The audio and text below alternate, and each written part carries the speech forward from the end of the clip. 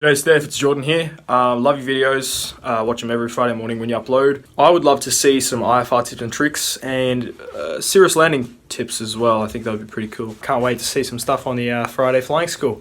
Cheers.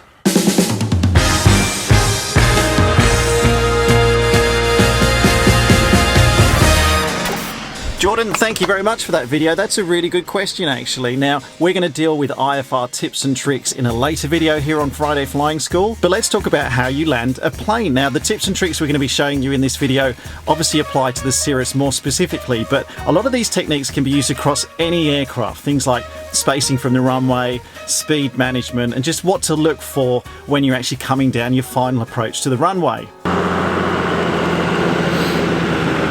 Wait for the truck to go past. But let's jump in the cockpit now with Mike, and we're going to do a lap of the airport at Ballarat, and he's going to give us his tips and tricks for how you can land your Cirrus. Alright Steph, let's have a look at how to do a circuit in a Cirrus. Now the best thing in a Cirrus is to actually have speed control. Speed control is really important. So in a SR22, the easiest way to maintain that is to start off with a power setting that's going to be gentle for you. Most people that I've seen who I fly with manage to get behind the power curve. And in a Cirrus, in the SR22, they can race away, but they are very, very good at energy control. They are magnificent aircraft for energy control. Alright, traffic, Kilo Juliet November, Cirrus is turning downwind, runway 36 Ballarat. So what happens now is I start bringing it back to about 15 inches. Now, if you bring it back to 15 inches, your speed is starting to come back. Now, some people use power settings, and it's very good to use power settings. I tend to use inches only because I jump from plane to plane. But if you're in your own plane, or if you're only using one aircraft, you can easily look at how the power settings work. So at the moment we've got around 15 inches, 30% or 31%. So 30% will do the same job. So what I'm looking for now is a nice stable power setting, which gives me a nice stable airspeed.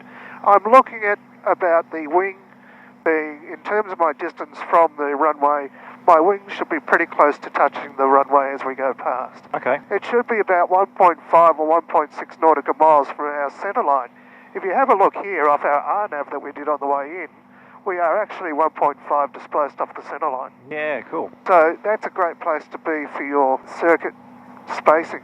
Now, once we get past the piano keys, so to be in the piano keys, what we're going to do then is we're going to put the flap out. There's our piano keys coming up, one stage of flap coming out, and our speed will wash off.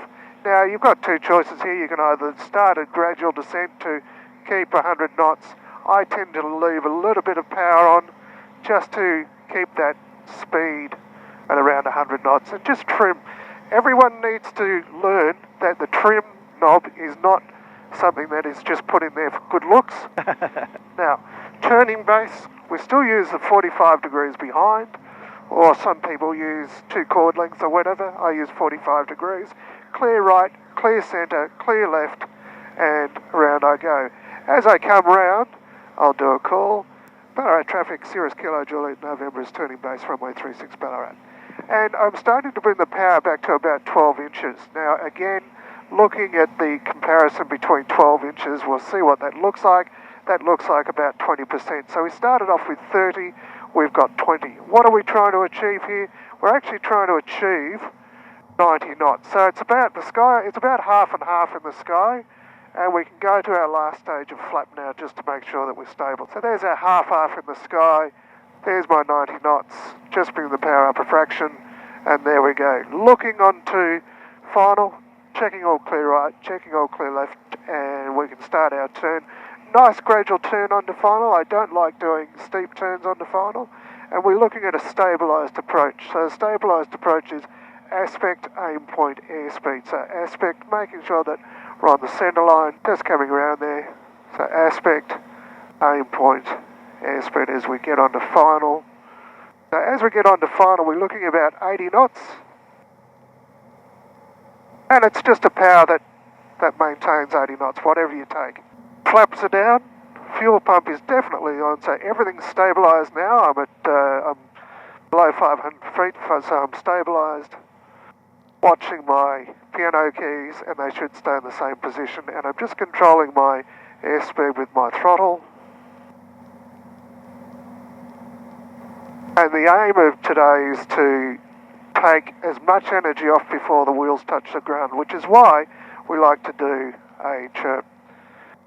Hello traffic, Kilo Juliet November, short final 364, stop at 8. So 75 over the keys seems to be a good number. Looking at the end of the runway, slowly pulling the power back in an SR22, holding it off. It's overhead. There's our beautiful. slightly, it's right on the chirp. Now the reason why we do it on the chirp is to prevent any chance of bouncing. In any aircraft, be it a SR22, any other Cirrus, or alternatively a Cessna or a Piper, you need to get the energy out of the aircraft in order to prevent a bounce. The only way to do that is to come over the keys at our VREF, which is 30% above the stall speed in the landing configuration.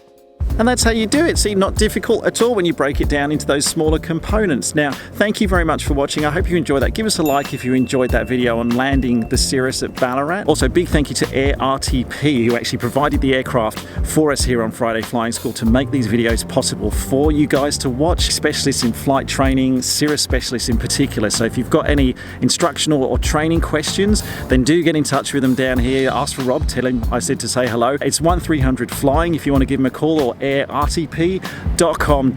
Remember, if you've got your own idea for an episode of Friday Flying School that you'd like us to film, then send me a video. I'll put my email address down here. Just shoot a video letting us know what you want to see and send it in, and you can appear in the next episode of Friday Flying School. Otherwise, as I say, give us a like if you enjoyed it. Make sure you're subscribed to the channel if you're not already, and we'll see you again next week on another episode of Friday Flying School.